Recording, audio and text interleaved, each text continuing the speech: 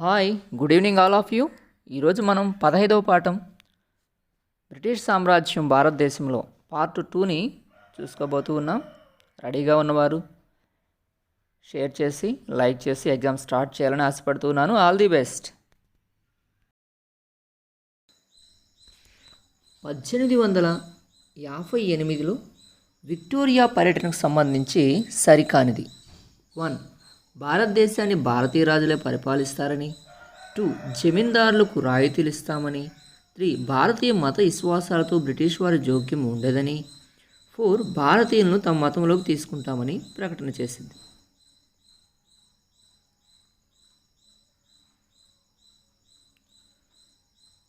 సరైన సమాధానం ఆప్షన్ 4. భారతీయులను తమ మతంలోకి తీసుకుంటామని చెప్పడం అది అసత్యం. భారతదేశానికి చివరి చక్రవర్తి. 1. తాంతీ తోపే. 2. అక్బర్. 3. బహదూర్ షా. 4. షాజహాన్.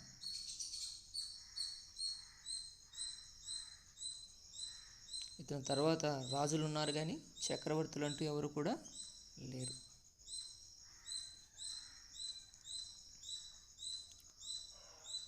సరైన సమాధానం మనం చూసినట్లయితే బహదూర్ షా. సిపాయిల తిరుగుబాటు జరగని ప్రాంతం. 1. అలీగఢ్. 2. అట్టక్. 3. మధుర. 4. జబల్పూర్.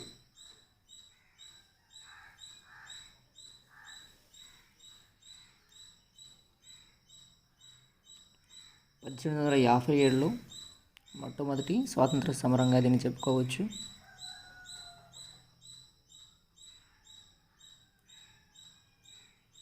ఇక్కడ సరైన సమాధానం ఆప్షన్ 4. జబల్పూర్ అనేది మనకు బుక్లో లేదు. రైతులు జమీందారులు ఆయుధాలు పట్టుకుని తమ ప్రాంతం నుండి ఇంగ్లీష్ వారిని తరిమి కొట్టిన ప్రాంతం. ఆప్షన్ 1 ఆంధ్ర. 2 తెలంగాణ. 3 ఉత్తరప్రదేశ్. 4 పంజాబ్. మనం ఈ క్విజ్ కండక్ట్ చేయడానికి 7th క్లాస్ బుక్లో ఉన్నటువంటి 15వ పాఠం మాత్రమే ఆధారం చేసుకుంటూ ఉన్నాం.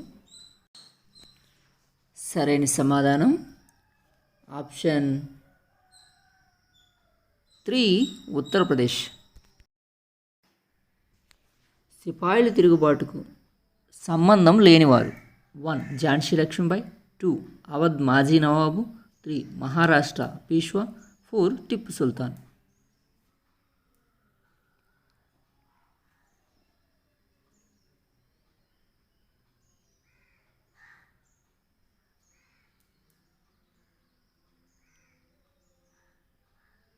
సరైన సమాధానం ఆప్షన్ 4 టిప్పు సుల్తాన్. టిప్పు సుల్తాన్కి సిపాయిల తిరుగుబాటుకి ఎలాంటి సంబంధం లేదు.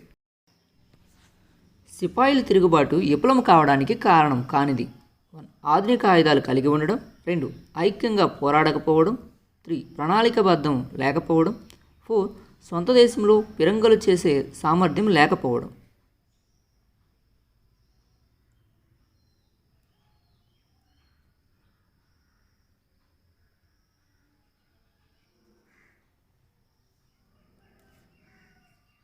సరైన సమాధానాన్ని చూసినట్లయితే ఆప్షన్ 1 ఆధునిక ఆయుధాలు కలిగి ఉండడం ఇది సరికానిది.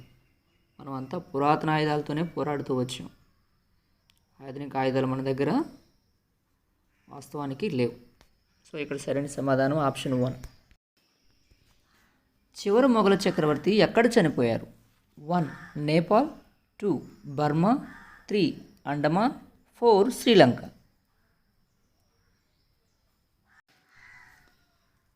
భారతీయ మొఘల చివరి చక్రవర్తి బహదూర్ షా జాఫర్. ఇతన్ని ఎక్కడికి తరలించారంటే సిపాయిల తిరుగుబాటు తర్వాత రంగూన్కు తరలించారు. రంగూన్ అనేది బర్మా యొక్క పురాతన నామం. దాన్ని ఇప్పుడు మనం మయన్మార్ అని కూడా అంటూ ఉన్నాం. ఇక్కడే తను చివరిసారిగా ఆ జైల్లోనే చనిపోతూ వచ్చాడు. సిపాయిల తిరుగుబాటు అణచడానికి ఆంగ్లేయులకు పట్టిన సమయం. 1. 1 సంవత్సరం. 2. 2 2 సంవత్సరాలు, 3 3 సంవత్సరాలు, 4 4 సంవత్సరాలు. ప్రథమ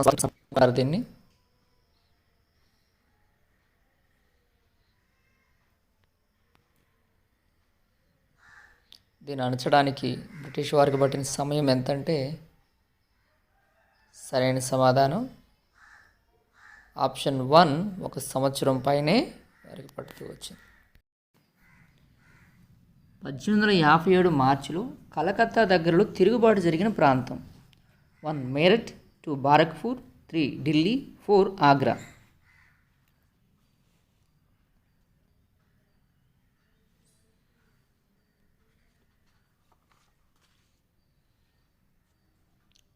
సరైన సమాధానం ఆప్షన్ 2 బారక్పూర్. మద్రాస్ సర్కార్ ఉత్తర ప్రాంతంలో లేనిది. ఆప్షన్ 1 విశాఖపట్నం, 2 విజయనగరం, 3 తూర్పుగోదావరి, 4 నెల్లూరు. వీటినే మనం ఉత్తర సర్కార్లు అని కూడా పిలుస్తాం.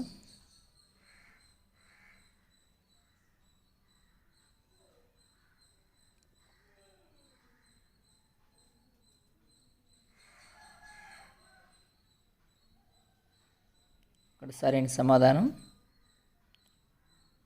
ఆప్షన్ 4 నెల్లూరు. నెల్లూరు అనేది మద్రాసు ప్రాంతపు ఉత్తర సర్కారులో లేని ప్రాంతం. బ్రిటిష్ వారి కుతంత్రాలకు వ్యతిరేకంగా పోరాడిన చిన్న రాజులు. 1 సింధియా, 2 టిప్పు సుల్తాన్, 3 ఫడ్నవీస్, 4 పైవారందరు. వీరోచితంగా చిన్న రాజ్యాలనే పోరాడారు కానీ ఓడిపోయారు.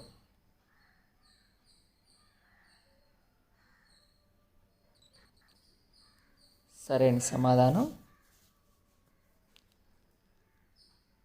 ఆప్షన్ 4 పైవారు అందరూ కూడా. డచ్ దేశం యొక్క ప్రస్తుత నామం. 1 నెదర్లాండ్, 2 హాలాండ్, 3 ఐర్లాండ్, 4 ఇంగ్లాండ్.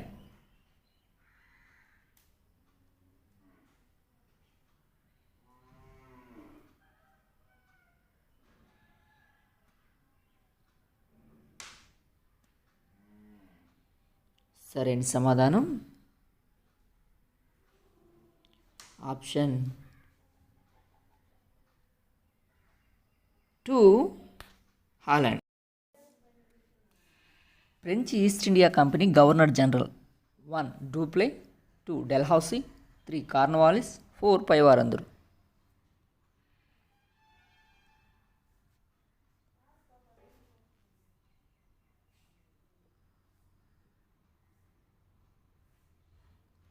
సరైన సమాధానం ఆప్షన్ 1 డూప్లే.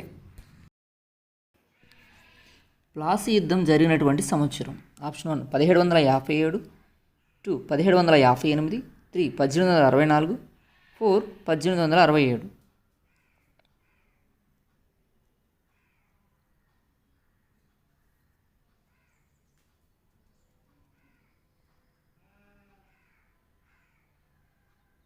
సరైన సమాధానం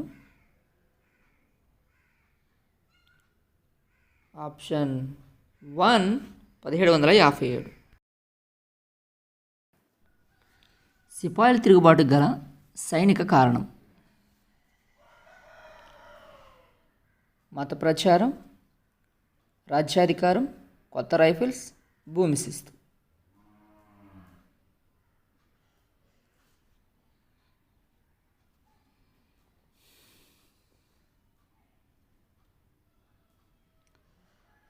సరైన సమాధానం ఆప్షన్ 3 కొత్త రైఫిల్స్. సిపాయిల తిరుగుబాటు తర్వాత విక్టోరియా రాణి ప్రకటన చేసిన సంవత్సరం. 1 1857, 2 1858, 3 1864, 4 1827.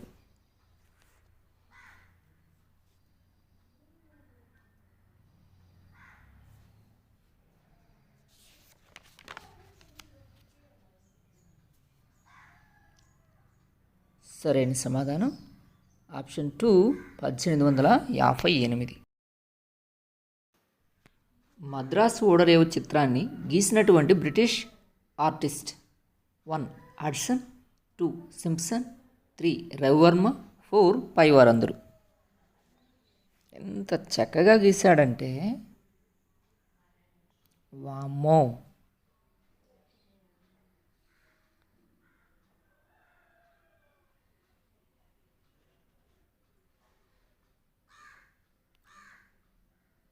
ఇక్కడ సరైన సమాధానం ఆప్షన్ 2 సింప్సన్. ఔరంగజేబ్ మరణించిన సంవత్సరం 1 1705, 2 1706, 3 1707, 4 1708.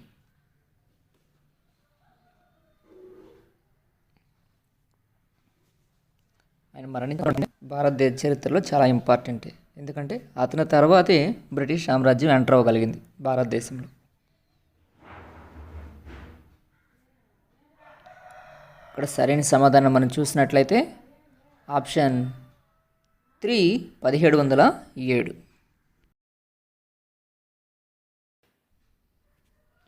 రాయల్ చార్టర్ చేసిన పాలకురాలు 1 Elizabeth, 2 Victoria, 3 Victoria 2, 4 Victoria 3.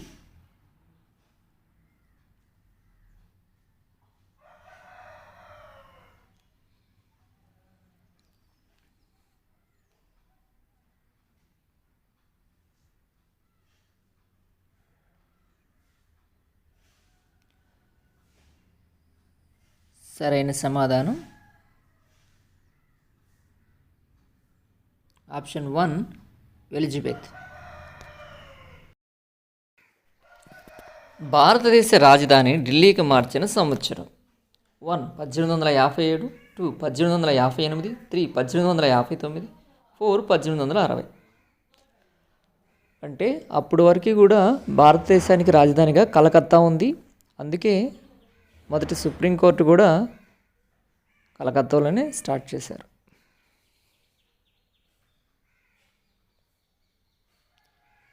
Calcutta నుంచి ఢిల్లీకి ఏ సంవత్సరం మారింది అని అంటే 1858 నుంచి మారుతూ వచ్చింది. విక్టోరియా రాణి ప్రకటన తర్వాత కలకత్తా నుంచి ఢిల్లీకి మన రాజధాని మారిపోయింది.